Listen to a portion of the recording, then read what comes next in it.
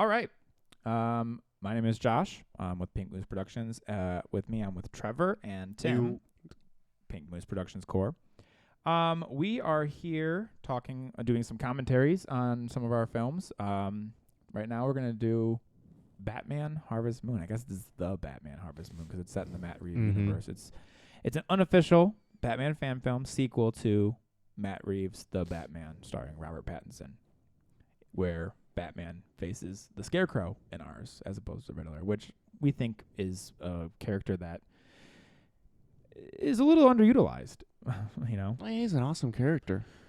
He is. He got a lot going for him. And I think he's like the perfect foil for Batman. That's why I like him so much. I think in the Batman universe as well. Yeah, especially he in really the fits Batman in the universe. Batman universe over a lot of Batman's more fantastic villains.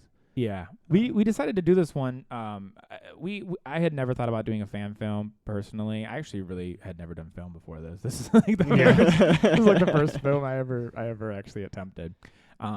But I was trying to get into it, and the opportunity arose where we were working with this cinematographer, and he had this Batman script, and we were like, yeah, I guess let's do a fan film since we don't have anything we're working on, Yeah.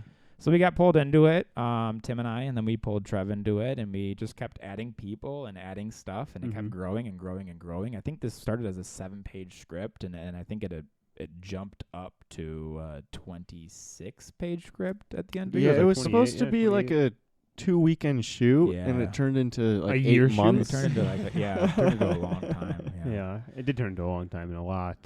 Yeah. But I think it paid off. I do. Yeah. I think this was a great experience. I say all the time that if you're a young filmmaker and you're looking to get into filmmaking, it doesn't matter if it's a superhero. Just pick an IP that you know the world and you know the character, because you don't have to learn those things before you go into it. And it's the greatest exercise you'll ever have in writing and, building a world to capture on film. And you can just mimic the style that's already in the previous movie. Yeah, you 100% can mimic, or you just can, to practice, or you can just create your own too. Yeah. It's I think if you like Batman, for instance, is a character that's so well known, especially by Tim and I and Trev, and I think it was so easy to go in there and be like, man, this is my opportunity to everything I've ever wanted to see in a Batman movie. Now we don't have the biggest budget in the world. I think we shot this for maybe $3,000. Our budget was, all right, guys, what you got in your pocket? Yeah, basically the budget was what you got in your pocket.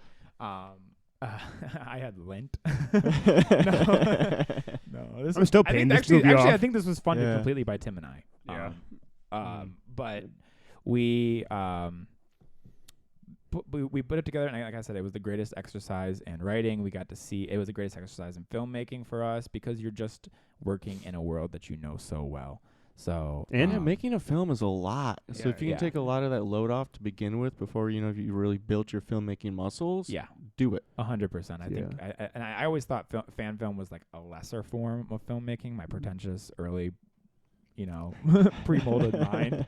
And now I'm completely opposite. I'm over here, and I'm like the biggest film whatever you advocate. can. Film whatever you can. Yeah. But no, it definitely was a fun time, and I think it also built some relationships in a fun way. Like, I don't think that we'd be in the same position with Trev and Matt and everybody else. Or Pierce even. Or Pierce, yeah. If we didn't do this. Yeah, it did. It really opened the door. And I think a part of that was because we decided to go head first, and it wasn't just us making. It was us making a movie with our friends, because a lot of the cast and crew are our friends. But we actually were like, you know what? Let's actually do some casting. I've never done casting before, but let's figure it out. Right. Yeah. And so we had to reach out. We didn't have people that could play the Wayne family. It's full. We didn't have the parents, so we had to cast them. And a lot of fan films, you watch a lot of fan films, and it will be a couple of friends making it in their backyard or their garage, and that's completely fine, because you're filming something, and that's what you should be doing. Just film something. I just personally have a very high standard for production value, and if there's an adult, I want an adult. If there's an adult character, I want an adult cast. I don't want it to be unbelievable, So, but that's not a knock towards any other fan films or any other. I just want do what you have to make the film. Any film is better than no film at the end of the day. That being said, this was also, we're not SAG affiliated, so we're completely independent. And this actually was a completely. We didn't pay our cast and crew. This was all just by the goodness of their heart and the love of the craft. You know. We actually ended up using a lot of people who we casted or people that we know from for other films. Yeah, that we'll get into. Yeah. And you know, I think to the point of if you want to make something with your friends and you want to cast some people, I think what we found is we tried backstage and we tried all these casting things, but you have to pay for those things. And honestly, we didn't even get that many hits from backstage. No. That being said, Facebook group chats and and groups are your bread and butter. You know, find local. There's so many just like local actors. They just want to act. Just want to act out there. Yeah. Salt of the earth. And they're really they're talented. You're gonna get something better than what you would get without that. Because there's people they're out there, they want to prove themselves. Mm-hmm. You give them that opportunity because that's what you're looking to do too. That's what we were looking to do. Right. We're still looking to do that. Yeah, we're still looking to do that. So everyone's trying to add something to their portfolio. Exactly. So I mean, it's a win-win for a lot of the actors who don't get paid. Yeah, it's a good movie. If they think it's a good investment. Yeah, it really is. It really is. Well, that being said, we'll start the movie. All right. I created that on Canva in like 20 minutes. I really like how every time we watch one of these, the intro gets a little better. It gets a little That's bit. because I'm learning Canva. I actually upgraded to Adobe. Yeah. Just a little bit better every time. Once again, I could hire out a professional, but I don't have the money to do that, unfortunately. What's the fun in that? I think we got to start with the elephant in the room. Batman's voice. Yeah. It was. I think we all agree that it's not great. Even Zach, Zach was co-director and cinematographer on this, and he did all the editing, and so when he was going through it in post, Zach Menzies, and you can check out his stuff on Menzies Productions on YouTube as well. He's got some great stuff. He really does. But he really does. We were in the process. By the time this had wrapped up, and we were kind of in the final editing stages, this had wrapped up. We were kind of wrapping up our time in Chicago and working on moving to California, where we live now, Los Angeles based. And it was just too hard to get Tim back in the studio to do ADR for Batman.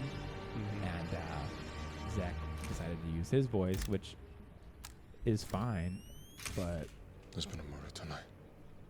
It's a little bit muffled. This is actually an Airbnb I found in some small town outside of Chicago. I don't even know. It was like a really small town. It looks so beautiful, though. Yeah, it was. It's a great house for it. The people actually thought we were having a party, and they came in. They came in well, they were like, a party. I thought we said no party. You said there's going to be like 2 people here. There's a whole crew. Yeah, we were really shotgunning it, and it did say on the listing, no more than whatever, and no parties. And I was like, well, we're not making a party, but I am going to have more people here. But they're not spending the night, so that's how I'll justify it. And I don't think any of us spent the night. I think we all left at 3 a.m. Oh yeah, and the owners lived the house over next door. Yeah. So they saw everything and they knew what we were doing, and they came over. And I was scared they were gonna kick us out, but they were actually really cool about it, and they were asking questions. Yeah. They were all right, cool. So I was really scared about getting kicked out because it would not have been the first place we were kicked out of on this Batman film. That's what happens when you're low budget filmmaking. Yeah. James Gordon, Commissioner Gordon there, his real name is James Gordon. I don't know if it's like a pseudonym he gave himself or not. But yeah, still unclear. Still unclear, but just a very cool guy. That was one of the reasons we cast him, because we put a casting call out and we said we needed James Gordon. He said, I'm James Gordon, and we said, no, what's your name? He said, no, James Gordon. We said, okay, you're in. Yeah, he said, oh, method actor. Yeah, if the glove fits. Yeah. It's very funny because most of these people, if we didn't, I mean, we did hire out a lot of. Or a couple people, but a lot of them are just people that we had around, like his ex-friend. That's Sage. Sage sitting there, right there, and so the dead body. Yeah. Ethan, our cousin, is in the background, and John Clark. John Clark's in the background from Milwaukee. Mm-hmm. Had a couple of my guys run over it. Also has great stuff, but I don't think his stuff's on YouTube. I think it's on Vimeo. Everything internal has to wait until the ME submits his report. Wait, is that a? I was kind of getting into this. I think this is the first. This is obviously the first project that I stepped into any sort of directing role either. So I was learning a lot as I was going. Looks like a and I should have shut this down really quick, but I didn't. I let it. Oh yeah, what's coming right here? Take this. James Gordon. I honestly just said, I give the actors a lot of freedom because I like creative collaboration, but he was the one who I said, just give us a phone number. He was like, okay, 777-7777. And in the moment, I was like, ooh, but I didn't say anything because I didn't want to step on anybody's feet, and I probably should have said something. And that's just what it takes to be a director, I think, is just say that type of thing. Yeah, that should have been addressed on set. At the end of the day, it's not the end of the world. I was actually going to say, I really hated it, but I actually like it a little bit more about rewatching it because it kind of seems like a burner number. Yeah. 7777. Yeah. You wouldn't pick. Except if you look at it closely on the computer, Zach, I think, put an extra 7. Yeah, So yeah, it's he definitely did. 777-7777. Yeah. That's my crispy question I brought to set for set that. That's actually Matt Sneed's voice, though, and he did a great job. Yeah, the whole way around. This is also Matt Sneed, constant collaborator from Chicago, who we worked with on a couple of films, one of which being Flowers Spread on My Grave. But yeah, he's the Scarecrow. We asked him if he wanted to be Scarecrow, and he was like, "Yeah, dude." And really, he did it because he does a lot of comedy stuff, and he really wanted to start getting into more serious roles. And I said, "Well, I think I got something for you, This scene originally took like 6-7 hours, and then we had to refilm the whole entire thing because we ended up finding out that we were doing better production than we thought. This one? Yeah, this is the scene we were going to... We didn't reshoot this one.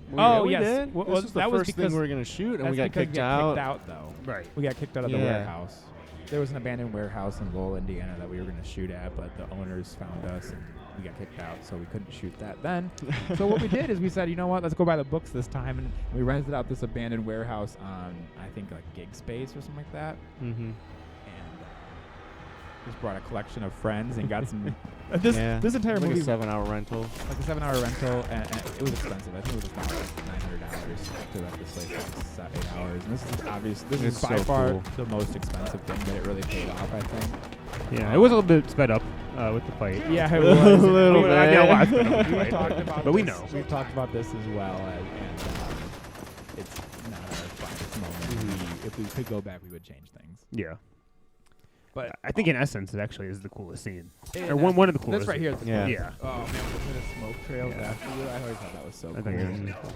Spirit Halloween funded this entire movie, actually. Yeah. We got very loose return policies. Very loose return policies. So we got everything from Spirit Halloween. We'd shoot the scene, and then we'd go return it back to Spirit Halloween. So if you want, there's another tip for you. Shoot a movie around Halloween and just get all your props. Yeah. As long as you return it before Halloween, it's free return. Yeah. And actually, Spirit Halloween just rolled out Spirit Christmas on the East Coast. Really? So, all right, let's go to New York and shoot something for Christmas next year. I ain't telling you anything, Scarecrow. That's my cousin He's Robert. got big plans. Yeah, I'm pretty sure Robert's the one who actually kicked me in the face. Yeah.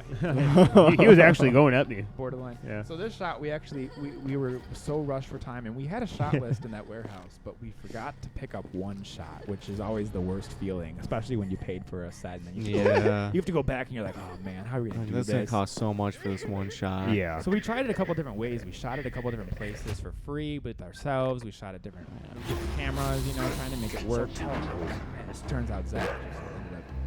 So this is Zach and David, correct? Yeah, this is Zach and David. So this is not the original Batman or Scarecrow. Just for this one scene. I just handed off the costume to him, and I let him take care of it. So we picked up this scene, but you really can't tell. No, you can't tell. I don't think. And I think it does add a lot to the story. Yeah, it was a necessary scene. Yeah, I think so too. This is my favorite. So this is back at the warehouse. This is just another room. I love the way that the light glints on that goo that comes out of that thing. And also Spirit Halloween, just stock. Yeah, that was like $4. Yeah, that one you can't return after you use it. This is just a costume that Jack had too. The Scarecrow costume Tim and I put together. But I actually made that Scarecrow mask. Yeah. Yeah, got some well, because originally we had like a burlap. Silicone one or something like that, and it just looks not great. So Latex I or just got something. some burlap, and the thing about making a Scarecrow mask is it doesn't matter Yeah. where you sew. Just You just cut up a burlap set, cut it up, sew it together. Man, this is the coolest sequence. So like Tim was saying, we shot the first scene, and we got it back, and like the dailies back, and we were like, wait a second, this is awesome. So then we would that continued to happen. So every single time we would get dailies back, Tim and I would go back to the script and rewrite the next following scene to make it better and make it on par with the one before. So if you watch the movie, it actually gets better, progressively better as we go, better as it goes, in writing at least. But we decided to put together this like nightmare sequence, like last minute, like this is the very last thing we put together and shot. And this is actually we needed a jail cell, and this is actually a storage unit. Yeah. Like right down the street from my apartment in Chicago. And we just put together some bars. Yeah, it's like, isn't that PVC? And it's PVC and it's wood and quarter-inch PVC. wood. Yeah. Little metallic spray paint and some rust. We actually had rapped on James Gordon. cool. I had to reach back out to him and be like, hey, man, could you come back and do one more? And he loved it, so he was all about it. Yeah. And we gave him a monologue. Like, hey, you want to come back and do a giant monologue? He's like, yes. He also came back again at the end for a promo. That's true. He Come did. back He for came a back promo again, and ADR. Yeah. Originally, we had this scene right here, so he pulls the gun up, and it looks like when he's going to shoot Batman. When he shoots Batman, the bullet will then go into Batman. Batman falls back, and he was going to splash into water, but we were way behind on our schedule. And by the time we actually got to this, it was like mid to late October, and the only water we have available is Lake Michigan. It was balls cold. Yeah. We actually did get in there, though. We did get in. We did tried film it. it, and we actually, I think it was just didn't look good. We found out that the water was a little Too dark. murky. Yeah. Yeah, well, we had done some chest shots, and they look clear, but the We were water doing it. changes so often on how clear it is that we just couldn't make it work. So we ended up scrapping it and going into this next sequence, which I think plays pretty well. I think it does. I think it actually plays. Maybe even better. It would have been cool to see the way that, in my head I had it pretty cool. Well, I Well, mean, it the would goal have been the would've same worked, scene. but We this just is still omitted work. the one scene. You don't do this. Thought you were new, better foundation. This is a pretty good monologue. Actually, I think Tim and I, the way we would write these is Tim would typically write it, and he would hand it to me, and then I would go through it and like edit it and piece it together. You hand it back until it was Hand it good. back, and we would just kind of go back and forth with it. But It'll come crashing down. I think I'm most proud of this monologue and the Thomas Wayne monologue. I think the Thomas Wayne monologue. That is one's really good. Really good. There's actually, I think the reason I'm most proud about the Thomas Wayne one is because So I have to put you down. there's some like really deep Easter eggs if you're a Batman. There's fan.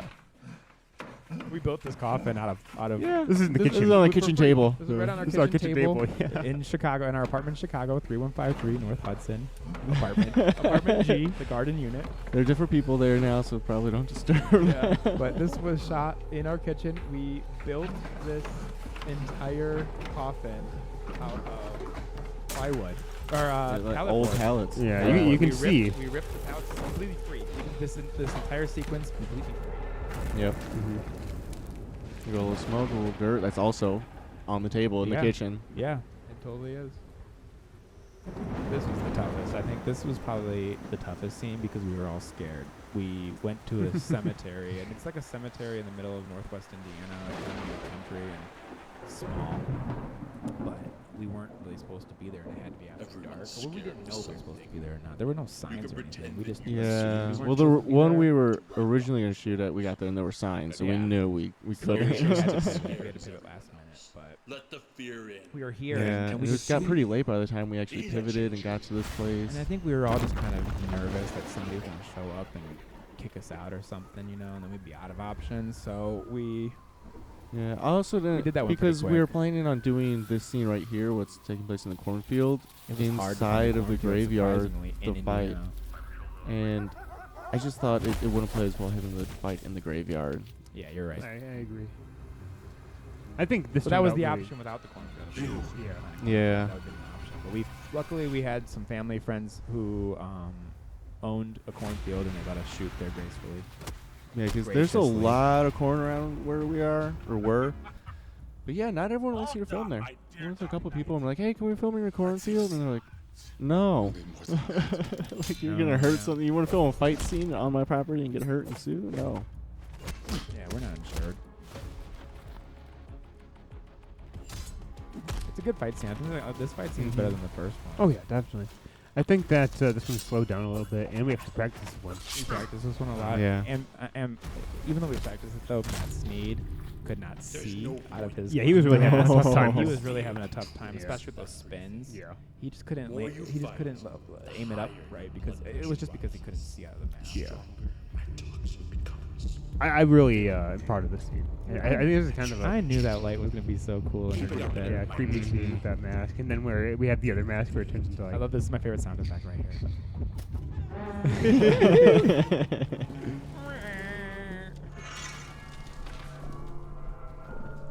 Yeah. That's so Nothing like Batman concussed. You Okay. know, you never get to see Batman concussed. This is like literally the most perfect match cut. I think That was we've ever- this match cut right here. Yeah.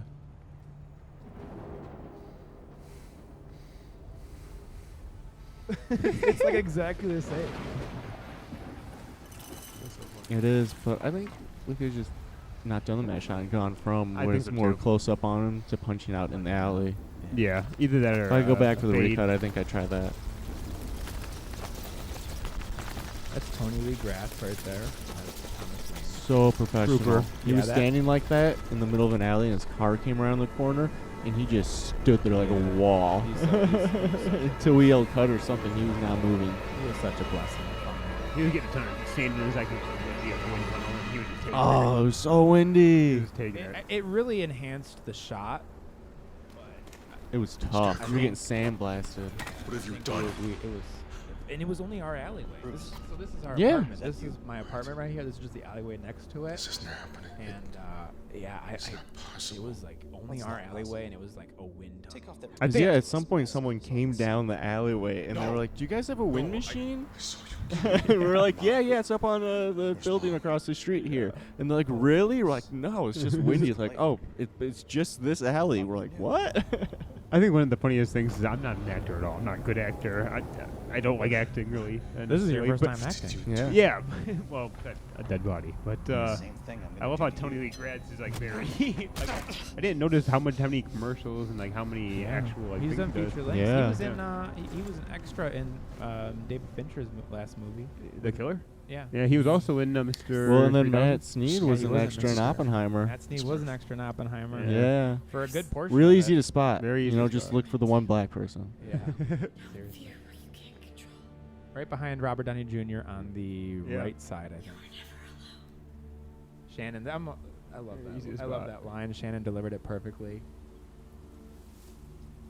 I feel like this. I feel like again going back to, starting with a fan film. Look at what you did. I feel like the only reason that we were able to Now catch you're this much weeping emotion in like this a child? sequence right Mhm. here is Mhm. because we already knew the world. If I You had to didn't come even in try and to learn save these her. characters This is on the such the What do time you frame that know we were about on, I don't the think truth? it would Yeah, it would have been a lot Yeah, tough. no, Start definitely, the day that definitely. Martha and Thomas Wayne were gunned down in the alley. I'm surprised how I well saw that it happen. suit looks. Oh, Bruce. It was trashed by the end. So Yeah, if you it was actually look bad. at it, No, that's yeah, not it started true. so pristine, and then All it those looks beat up years here, and that's because it's suppressing actually the beat up. truth. Yeah. Like when he's reaching down with the pearls and they're all beat You up were just a gloves. child. That's just from the How abuse could of you know filming. anything? I actually think one of them was so I never loved your mother. deteriorated that we had to swap. Christ. One of them's like a Batman. I just leather needed glove her that came with the power and costume, and the other influence. one's like I had money. the other one's like a But not enough. construction glove. I wanted that full you control. Oh, yeah. yeah. Because everyone he got so beat I up. wasn't just a major player in Gotham. I own Gotham. Why shouldn't I run this That was a city? cool shot. I That should was Yeah. Zach's idea. That was a cool shot. By It this plays time- really well, too. By this time, though, this is the only sequence that we had shot list because Pierce had come in by that time, and Pierce Horvath, Dead Best Scare part? Entertainment. It wasn't a hard does act to great play. Stuff, I made it specifically with, believable because vampires it's and who some I character, was. Dick the Bat. Believe me, But I never wanted a family. He had come in. He had You were reached an out to me and, inconvenience, an via accident. email, Oh, just I he saw some loathe you, stuff that little we were doing, Brucey. and casting calls, I think. and he Always reached out and so just asked if we scared needed of any help, and I was something. like, yeah. You'll never there be is. a He got some Wayne. Great, actually, Liar.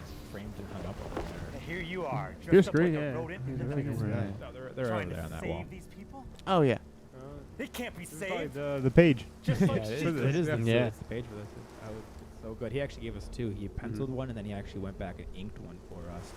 He inked one for me, 2 frames. Oh, really? I like little mementos. My parents were good people. I do this for them. For the memory.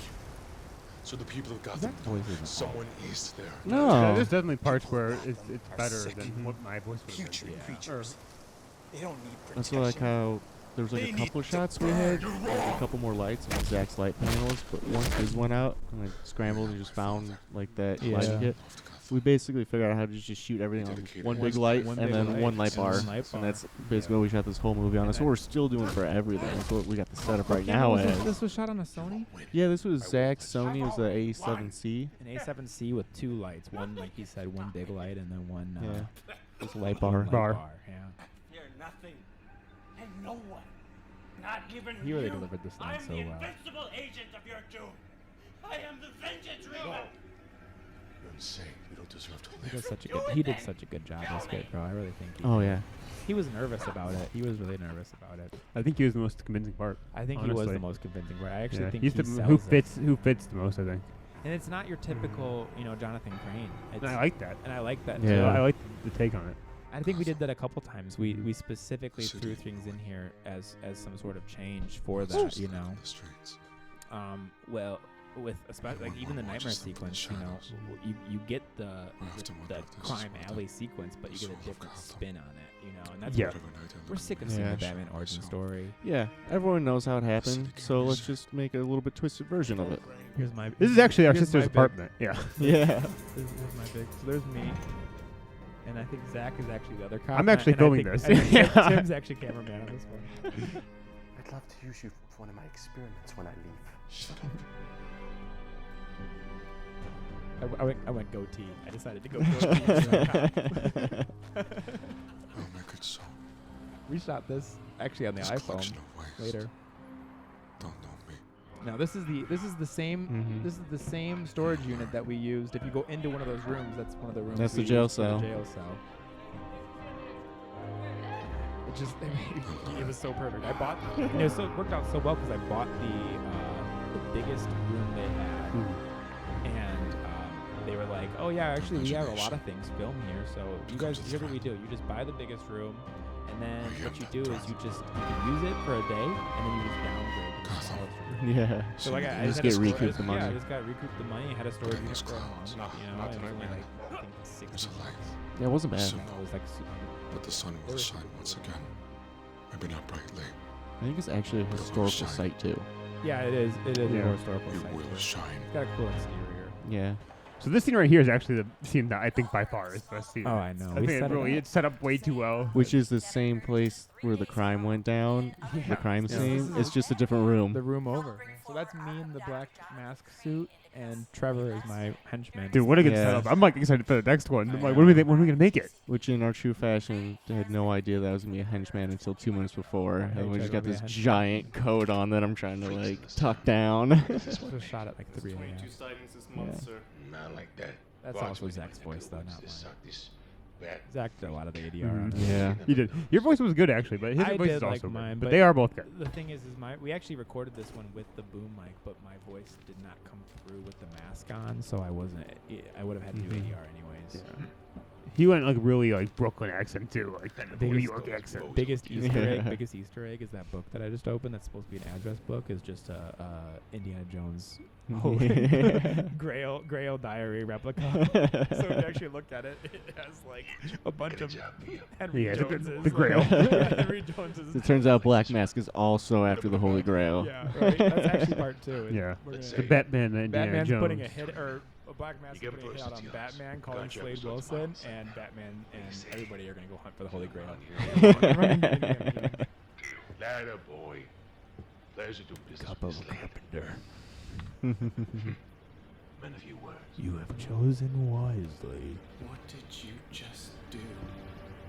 So Batman would easily get the Grail. I even the eyes. So I feel like Batman would easily get the Grail. Oh, he would 100% He would. would definitely. Oh yeah. We He actually wouldn't have, even. we have a sequel written to this. Mhm. We just haven't filmed it. We may film it at some point. It's not top priority right now, but we have a couple of other fan films written as well. We have a Green Arrow one as well. I think that one actually is better. That That, would- one's like half done, the Green Arrow, but it already is Well, no, better. the Green than Arrow. this. We wanted to turn it into It was an into episodic thing. Episodic Yeah. thing. Yeah.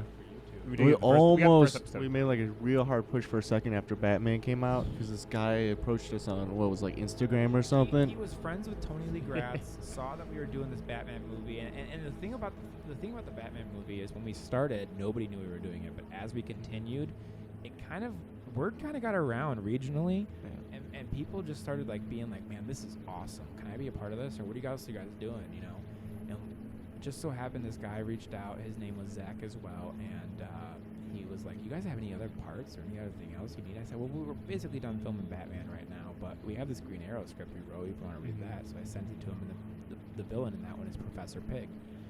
And this guy was like, oh, I would love to be Professor Pig. Yeah. And I was like, yeah, send me an audition, you know? And he sent me this audition, and it was my jaw was on the amazing. We were all like, what? Like, this is the guy. Yeah, and we really pushed for a minute to just streamline that Green Arrow short, and I would have played Green Arrow. And it just didn't work out. I think it's because we were in the process of moving to California. Yeah, it was a lot going on. It was just a lot going on, so it didn't pan out. But I would love to revisit it because, honestly, I'm actually really proud of that. We have two episodes written right now, and I'm really proud of both of them. I think They're they're very good. I think they are great. But I want it to lead, speaking of Indiana Jones, I wrote the episodes, and I want it to be a couple episode series on YouTube, hopefully gain some following and lead up to a feature-length fan film, or even just a little bit longer fan film, maybe closer to like 30 minutes, you know, on YouTube, and starring Green Arrow. And I want it to feel like Green Arrow mixed with Indiana Jones. So that'd be fun. I have the beginnings of a feature script written in my files somewhere, and it's Indiana Jones, just substitute Indiana Jones and the time period for Green Arrow.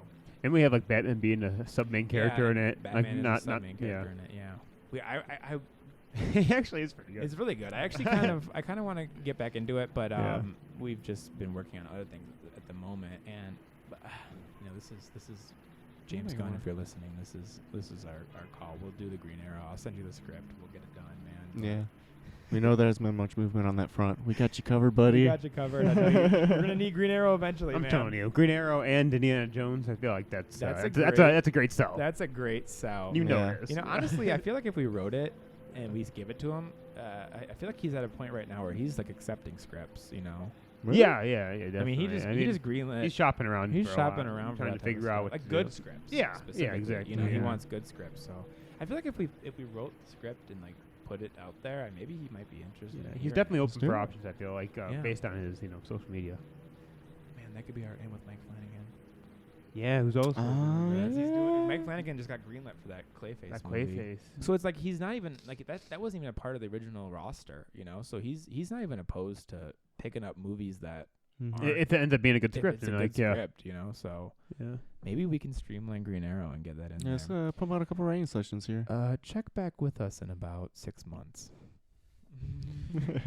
All right, so that was Batman Harvest Moon. We'll see if a sequel follows, but thank you for listening, and like and subscribe for more content like this.